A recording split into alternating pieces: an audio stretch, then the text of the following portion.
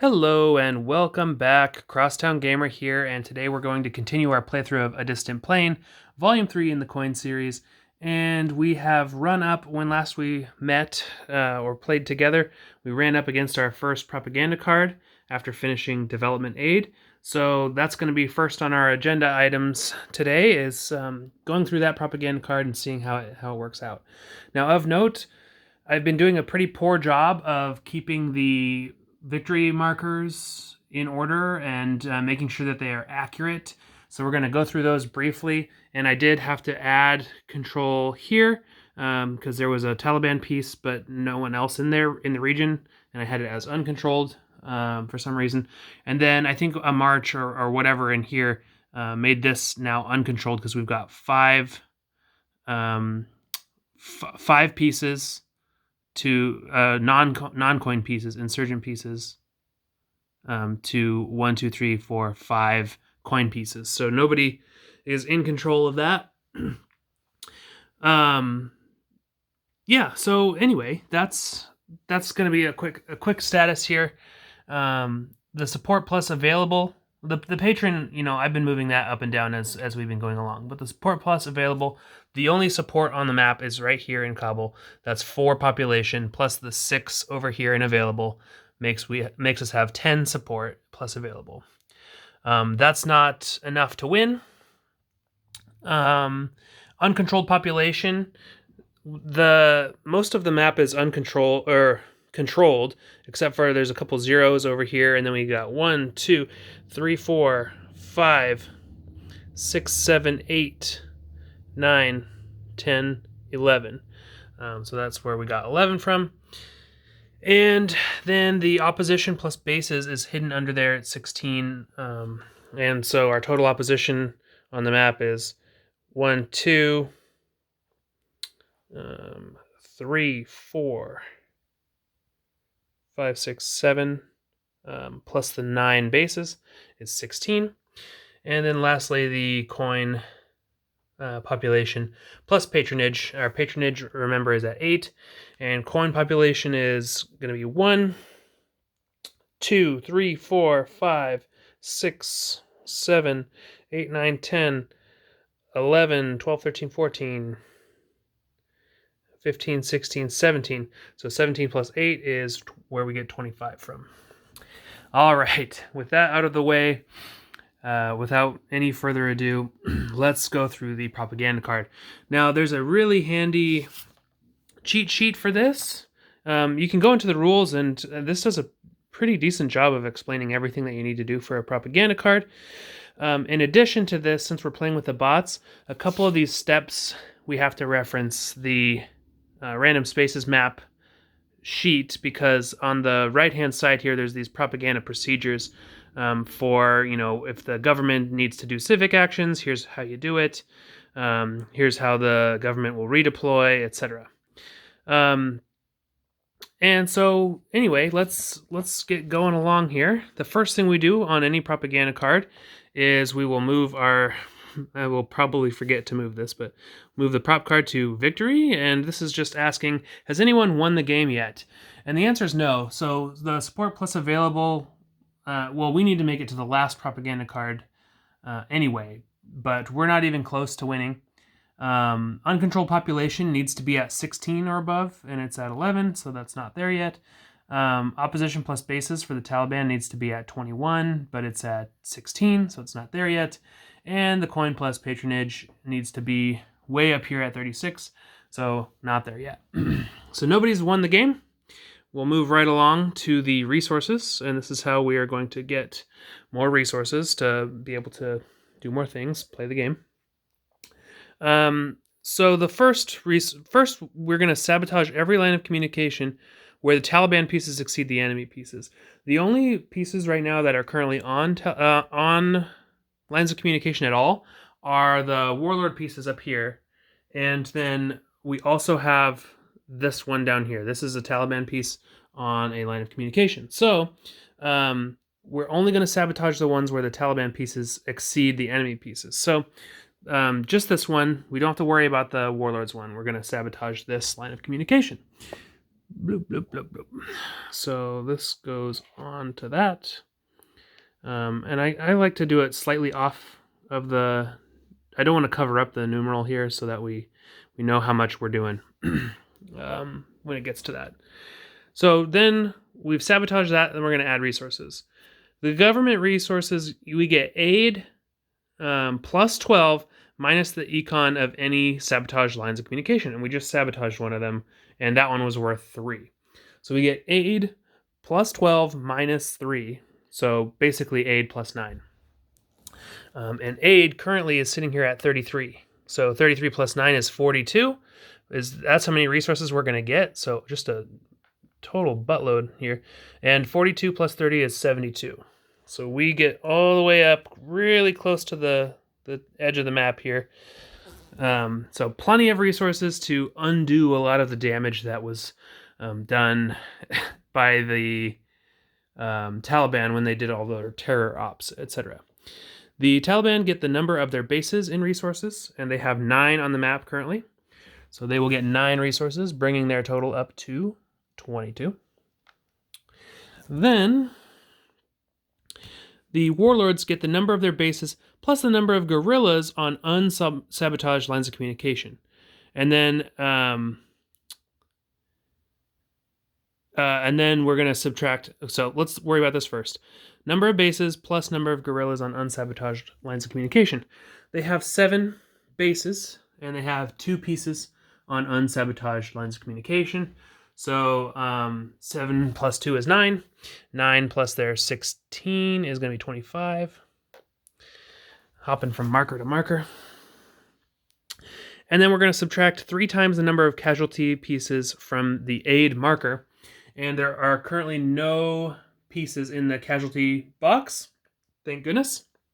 So 3 times 0 is 0. So we subtract 0 pieces from the aid box. Okay, moving right along. Now we're going to go into support. Very exciting. The civic action phase. So in spaces with coin control, police, and any troops, that means government or coalition troops, so tan or dark blue, every 3 government resources spent removes 1 terror marker, and then once there's no more terror markers at all on that space, it'll shift it 1 level towards support. So in a spot that has, for example, a spot that has opposition and a terror marker, we could spend 3 resources to get rid of this, another 3 resources to get rid of this, and then another 3 resources for a total of 9 to flip it to support. So that's a possibility at all of these locations. Anywhere without a opposition marker or terror marker or anything. So like here, we could just spend 3 to right away get that to support. Yeah, that's all I wanted to say about that. So now it'll say here that the owner of the most troops in the space decides, coalition first if tied, how much civic action is bought. Coalition first and if tied. Oh yeah, okay. So we have to look at all the spaces on the map, basically, because we go first as the coalition, that are coin controlled and have police and troops. How many spaces are there? Coin controlled, police, troops. So this is one of them. It might actually be faster to note which spaces are not coin controlled with troops, etc. So like any Taliban controlled spaces are off the table, and then anywhere where there's nobody is off the table. And so like the bulk up here, we can't do anything about that either. But otherwise, we can't do anything about this massively uncontrolled spot here. So then we have to just determine, okay, in each of these spaces, bam, bam, bam, bam, bam, bam, which of them has more troops, the government or the coalition? So for example, in this space, there are 6 government troops and only 1 coalition spot. So that's not going to be one where the coalition decides how much support to buy with civic actions. the government's going to be determining that one. So now we have to look and see, are there anywhere we outnumber? Most of the spots we only have one cube. So are there any where we as the coalition outnumber the number of troops that the government has? I think there's like one spot. I was looking at this just right before. Or maybe it was a spot where we were tied. Not over there. Yeah. Oh, we're tied there. It was in Kabul. So, we get to decide how many civic actions to buy here. However, it's already at support, so we can't do anything about that. Right here. This was the spot. This is a 3 population spot, and we get to decide, should we do anything about that? And the answer is emphatically yes, I believe so. So it'll cost us 3 of the government resources to remove this terror marker, and then another 3 to put a support marker in that spot. So 6 resources total. Bloop. For that, and let's pay for it. 72. Oops. Minus 6. So 1, 2, 3, 4, 5, 6. And this goes back in the bin. Yeah, and that's literally the only spot out of all those spots that the coalition gets to decide what to do. It's not enough to have just as many pieces as the opponent. So like here we have 2 and they have 2 troops. It specifically notes we have to have more troops than them or tied. Okay, so that was us, and now for the government to make their decision, we have to reference the random spaces map cheat sheet here for government civic actions.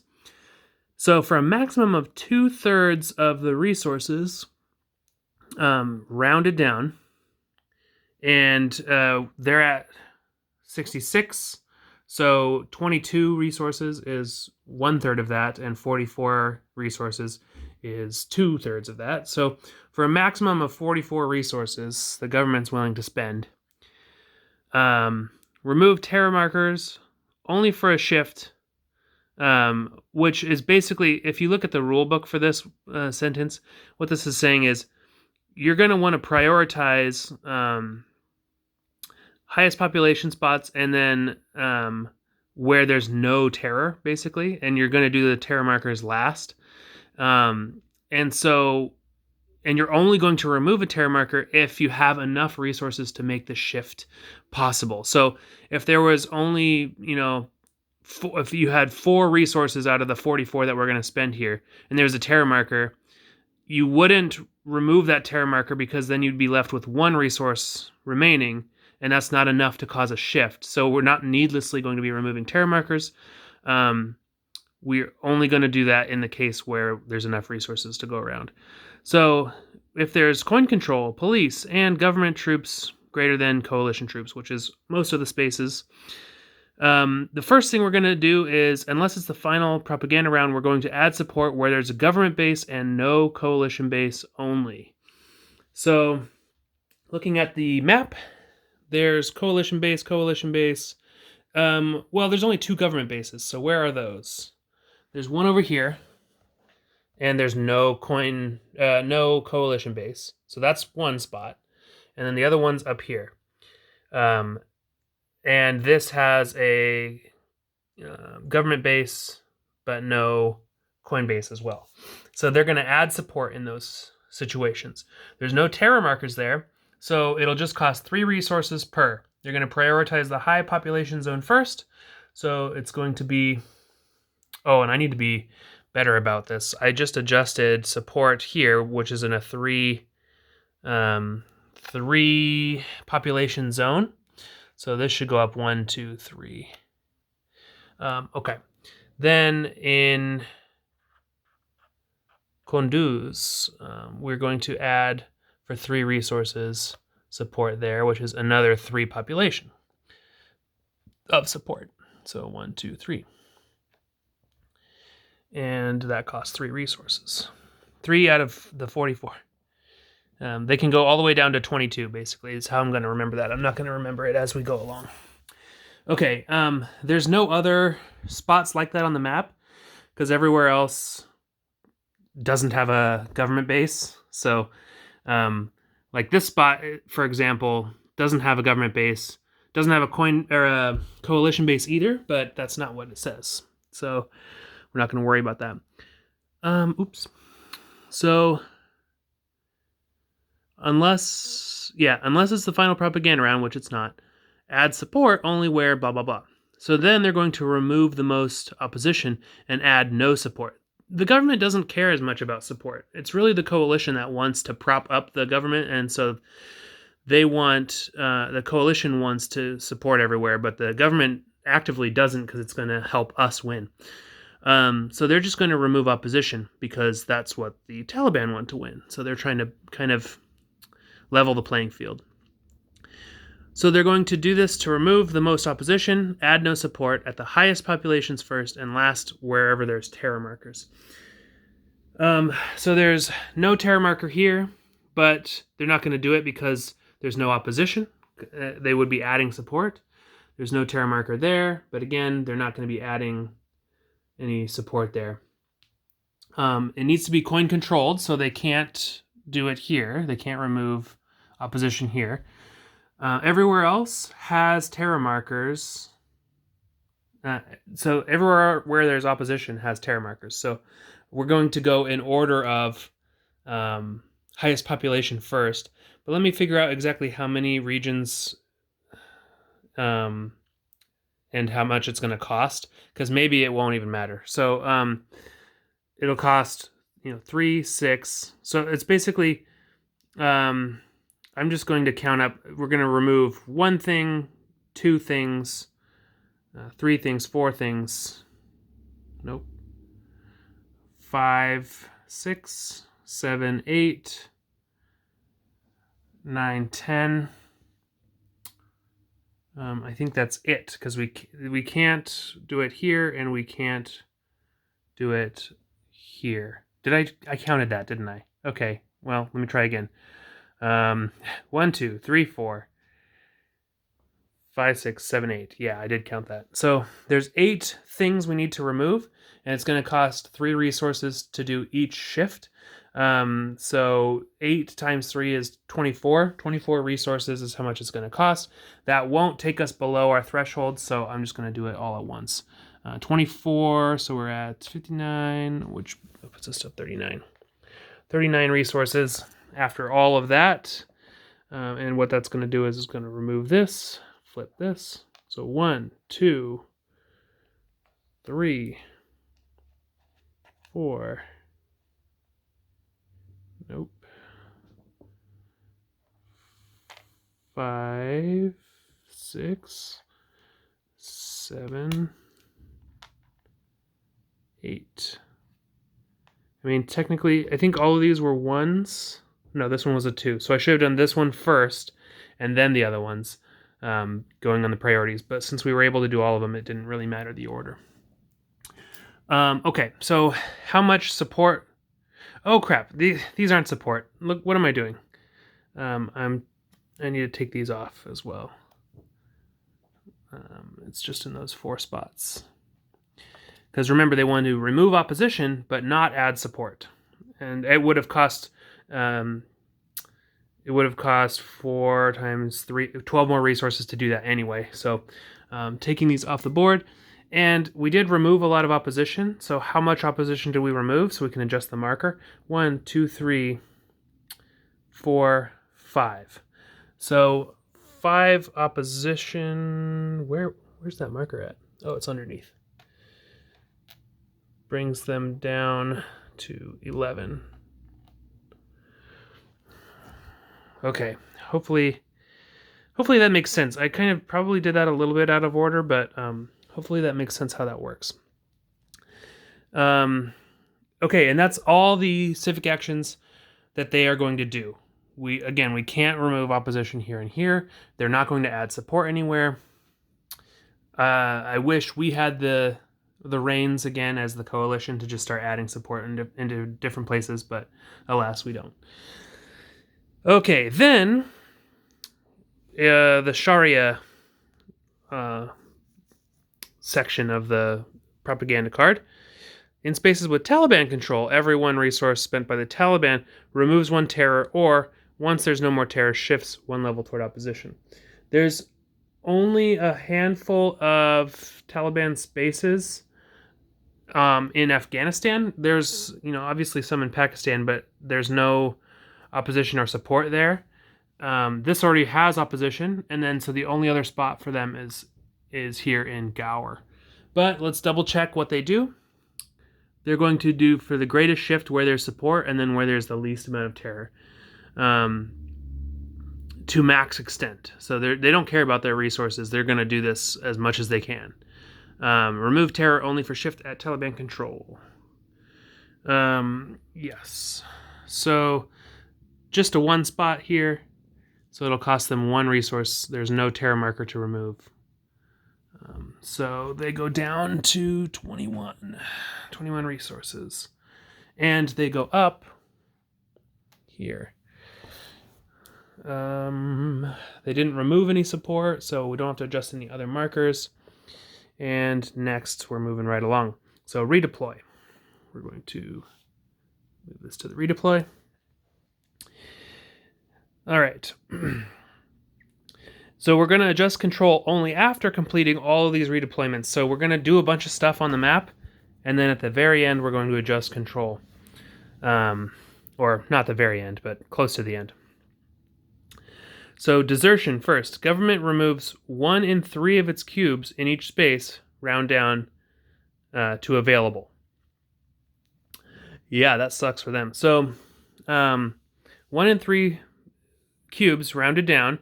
It makes a note in there that says 2 cubes by itself is unaffected. And that's because, it's not 1 in 3. But anyway, the desertion, they're going to remove police and troops evenly, beginning with troops. So let's go to each space. I'm going to kind of work my way left to right. In here they have 4 cubes, and so they have to remove one thing. They're going to start with troops. And so they remove 1 troops here. Again, 4, so they remove 1 thing here. They have 7 things here, so that's 2 things they have to remove. They're going to start with troops, but they remove these evenly, so they're going to remove 1 troops and 1 police. Up here they have 7 things, so they're going to remove 1 troops and 1 police. Down here, nothing. Up here, just 1 troops. I assume that in each space it's evenly. It's not like, here we're going to pick a troop, here we're going to pick a police, etc. That just would be a little too chaotic for me. Okay, up here we have 5 things, so only 1 thing. There aren't any troops, so just a police. Up here in Kabul, they have 1 thing they need to remove. Over here is just 1. Up here it's nothing. And up here it's 1 thing. Okay, I think that was all the spots. So all these cubes go back, and I'll make my piles a little neater. Whoops. Okay, so that was desertion. Then, so as you can see, it's been 23 minutes. This propaganda phase is quite a lengthy process, especially with the bots. I think if you're playing it multiplayer, it's kind of a wham bam thank you ma'am. Everyone can kind of get their own resources. The support and the civic actions is probably less complicated as well. You can do this sort of in tandem. But anyway, then the coalition may, and the government must, move all of its troops from line of communication or provinces without coin bases to coin bases under coin control or to Kabul. They can always go to Kabul, the city, but it's kind of a mouthful. And then they may do that with police. So we're going to look at all the spaces on the map that have government pieces. If it's not under coin control and it does not have a coin base, so a tan or a blue base, then they have to move all their pieces out of that region and into a region that does satisfy those qualities. So, for example, up here, there's a government base. They don't have to move any troops out of this zone, out of Herat. But if we go down to Helmand, similarly, it's coin control. There's a coin base here, so they don't have to move any troops. Same with there. But up here in Orozgan, it's coin control, but there's no base here at all. So they have to move all of these pieces. I'm going to move them down here so I know what to do with them. If there are any others, they can gather together. Coinbase, Coinbase, Coinbase, Coinbase. Here they have to take all their troops.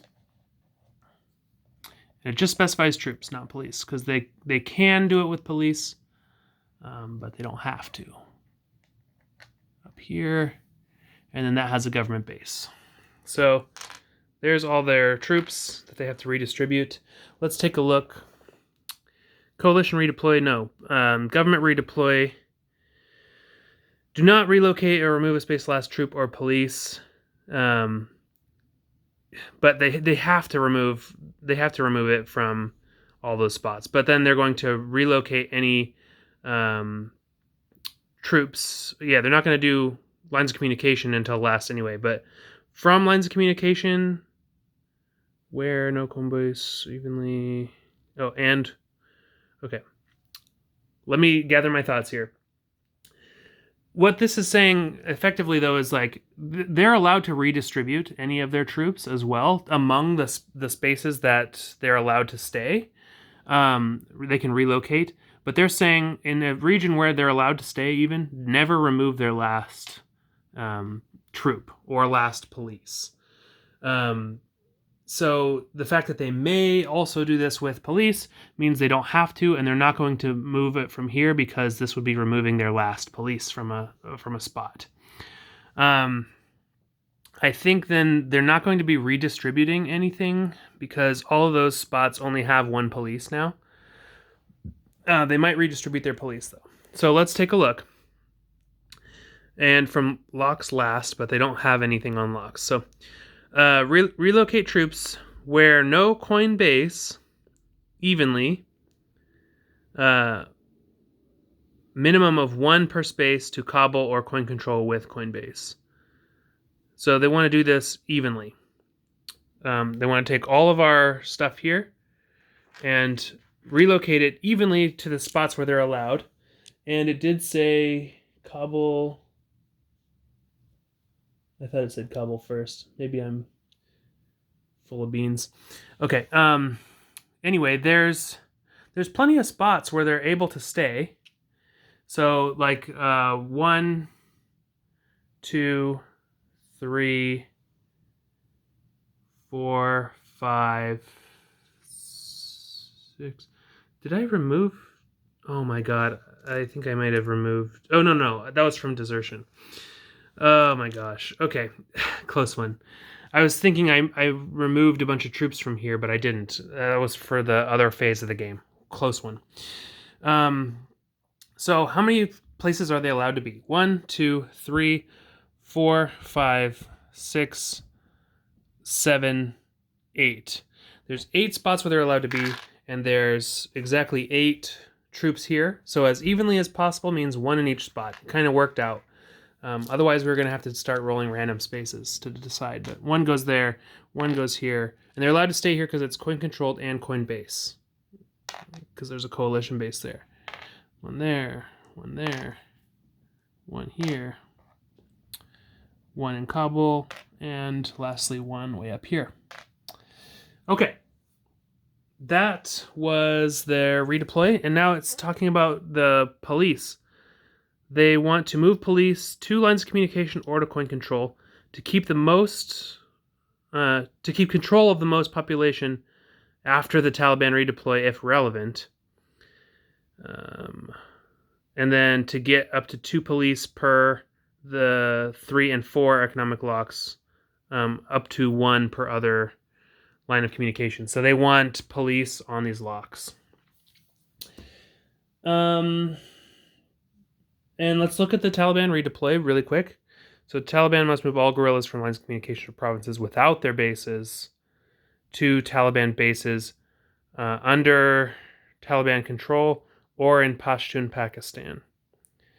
So are there any such spaces? Yes, there's one here. They're going to have to move all their guerrillas out. But there's no government presence here, so the redeploy for the Taliban won't actually affect control. Yeah, they're gonna have to move out of here too. Okay. Anyway, it won't affect the government's police redeploy, basically. The, if relevant, piece of it. So they're going to keep control of the most population after, and they're going to get up to 2 police per the 3 and 4 locks, up to 1 per other lock. So it doesn't really say how to prioritize. Oh, I guess it kind of does. So after the redeploy, man, this is going to take some calculation, and I apologize if this is like super boring to think about. They're not going to remove their last police from anything, but they could move a police out of here safely and not have it lose control. Down here, there's 2 things, and they're not going to move their last police as well. Like nowhere on the border they're going to remove their last thing. So there's 2 things that would mitigate control from this region. So they're safe to move 1 police as well from here onto a different spot. And so they're going to retain as much control as possible. They want two police here. Is that going to relinquish control? 1, 2, 3, 4, 5, 6? No, it won't. So maybe I'll just start doing it. So 2 go there, 1 goes here, up to 1 on every other line of communication. 1 goes here. I think it wants to prioritize the 3 and the 4 first, but here there's 2 things. Yeah, there's plenty to keep control. It can take 1 from here, and will that keep control? Yes. See, like this is where you could take 1 from either one.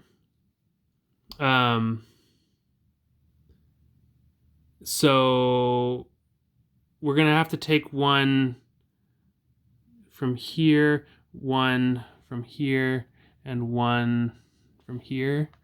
But that's the thing, is like there's a spot up here where we didn't end up taking pieces from there. 1, 2, 3, 4, 5, 6. No, yeah, 6.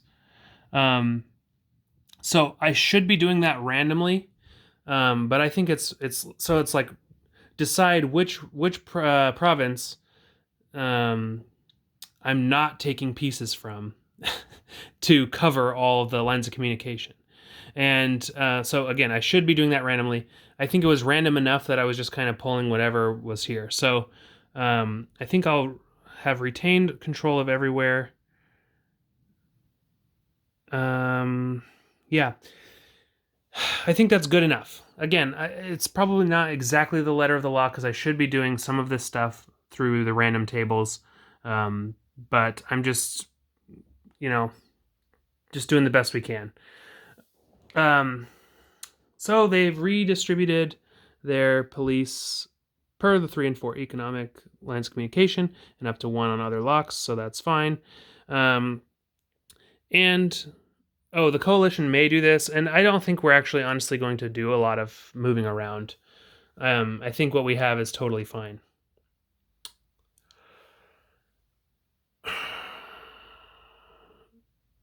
Yeah, I'm just trying to determine if that's an accurate statement or not.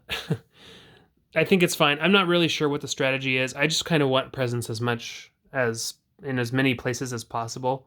So that we can do our operations in as many places as possible. Okay, Taliban must moving right along because we're already at 35 minutes and I haven't done a single thing other than this much text. Taliban must move all guerrillas from lines of communication or provinces without their bases, not Kabul, 2 Taliban bases under Taliban control or Pashtun. So again, they're going to remove all the spots here. They are going to end up removing all the spots here because it's not under Taliban control and they don't have a base there. They do have, they have to remove it from here too because there's no Taliban base. I think that's it. So they're going to move it to provinces without their bases, which is what we did, to Taliban bases under Taliban control or Pashtun, Pakistan. Where do they want to go? And no Taliban, evenly to Taliban bases and control or to Pashtun, Pakistan, but must have a minimum 1 guerrilla per Taliban base. Yeah, okay. So they're going to prioritize Afghanistan first, but they want even distribution. So if we have to leave one out, and whenever you're relocating stuff, you are going to be flipping it back to underground. I believe that's part of the reset phase actually as well. We're going to be flipping everything back to underground, but I digress. So how many spots do they have Taliban control and base? Just 1, and then Pashtun, Pakistan. So they want to do it evenly among, and so notably this is a Pakistan spot, but it's not Pashtun because it's not the green text. Yeah, so they have to move 1 here, 1 here, 1 here, and then they're going to start that all over. 1 here, 1 here, 1 here. And then lastly, their last piece, they want to prioritize Afghanistan first, so they get to go right there. Why are we not going to these other base spaces for them? Because they don't have control, and specifically it needs to be bases under their control. Okay, now we're going to adjust the coin and Taliban control markers. And I don't think a lot of stuff has changed. Has anything changed? 1, 2, 3, 4, 5. No. If you see something that has changed, go ahead and let me know in the comments, and I'll get to it when we get there. But I don't think anything actually changed hands. Oh, well, this did, because that goes away now. There's nobody there. But this is still under coin control because there's a piece there. So lovely. Great. So this. Oh, and because this was removed, that's 1 more uncontrolled population. So the marker moves up 1 space. Okay. Then, game end. Did the game end? Is it the last round? No. So we're going to go to the reset phase, the last part. So we're going to remove all base and 1 and 2 troop casualties from play. There's nothing in the casualties box, so we don't have to do that. The rest gets sent to available. If the Islamabad track is hard, we flip the marker. If not, shift 1 box toward backing. So all that event we did to move to tolerance is no longer in effect. So that goes back to backing. Remove terror and sabotage. So everywhere that still has a terror marker, everywhere that has a sabotage marker, we're going to be removing those. So there's only, I think, 3 on the board. Boop. And then lastly, all guerrillas to underground. Discard any momentum cards. There weren't any. All factions to eligible.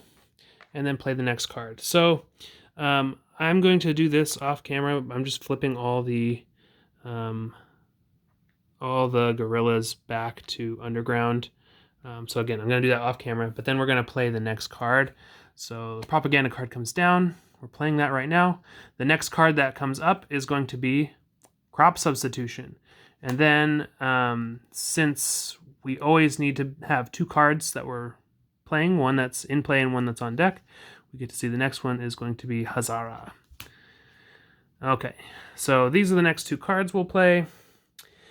And again, I'll flip everything back to underground. I'll double check all of the resource and victory markers. Otherwise, that's how you do a propaganda card in a distant plane. And in the next video, we'll just continue right along with actually playing the rest of the game. Hope this was at least informative, if not entertaining to some degree. And I'll see you guys next time. If you notice something I did wrong, please do call that out in the comments so that I can hopefully correct it in time. Otherwise, again, see you next time. Bye.